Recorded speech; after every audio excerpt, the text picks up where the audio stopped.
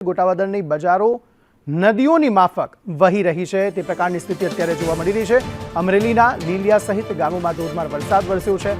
લીલિયા, મોટા લીલિયા, નાના લીલિયા સહિત ગોટાવદર, સલડી, પૂંજાપાદર વગેરે ગામોમાં વરસાદ વરસ્યો। ગોટાવદર ગામ પાણી થયું છે।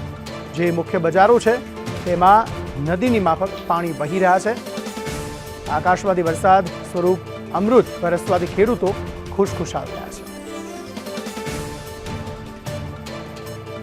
અમરેલીમાં આ સ્થિતિ જે મુખ્ય બજારો છે આ ઉપરાંત સ્થાનિક નદીઓ છે તે પણ ગાંડીતૂર થયેલી અત્યારે જોવા મળી રહી છે। મુખ્ય બજારો પર પાણીના દ્રશ્યો અત્યારે જોવા મળી રહ્યા છે। અમરેલીના લીલિયા સહિત ગ્રામ્ય વિસ્તારમાં વરસાદી માહોલ જામેલો જોવા મળી રહ્યો છે।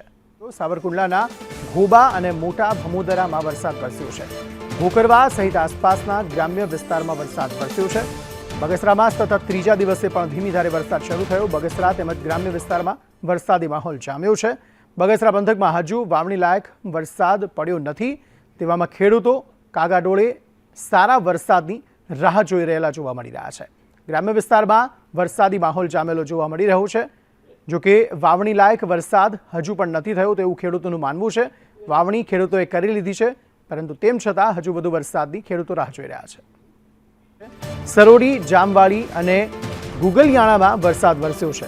અમરાપર, નવાગામ સહિતના વિસ્તારોમાં પણ વરસાદ વરસ્યો છે।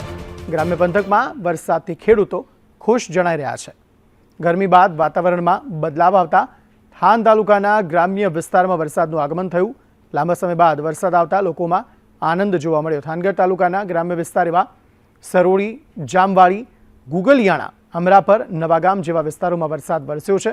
આ વરસાદથી લોકોને કાળઝાળ ગરમીથી રાહત મળતી જોવા મળી રહી છે અને સારો વરસાદ આ વખતે વરસશે તેવી હવામાન વિભાગ દ્વારા આગાહી કરવામાં આવી છે। તેને પગલે ખેડૂતોએ પણ વાવણી કરી દીધી છે અને વાવણી લાયક વરસાદની રાહ ખેડૂતો અત્યારે જોઈ રહ્યા છે। સુરેન્દ્રનગરના થાનગઢ ખાતે અવિરત વરસાદ વરસી રહ્યો છે। ખીલાવડ, ધોકડવા, ઉગલા અને ફરેડા ગામમાં પણ વરસાદ વરસ્યો છે। ઉના શહેર તેમજ વાજડી, કંસારી, પડાપાદરમાં પણ વરસાદ વરસ્યો છે। ઉના, ગીરગઢડા બંને તાલુકામાં વરસાદી માહોલ જામ્યો છે।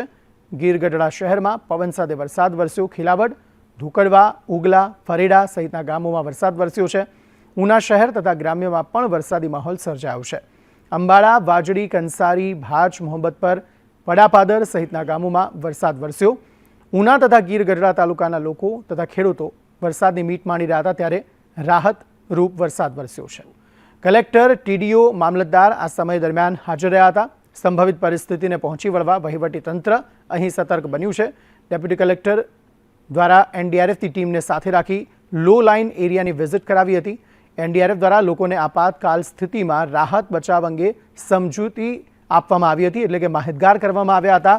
વેરાવળના સમુદ્રકાંઠા પર જાલેશ્વર વિસ્તારમાં એનડીઆરએફે વિઝિટ કરી ટીડીઓ, મામલતદાર, ચીફ ઓફિસર, પોલીસ, ફાયર સહિતના વિભાગો પણ તેમાં જોડાયા હતા।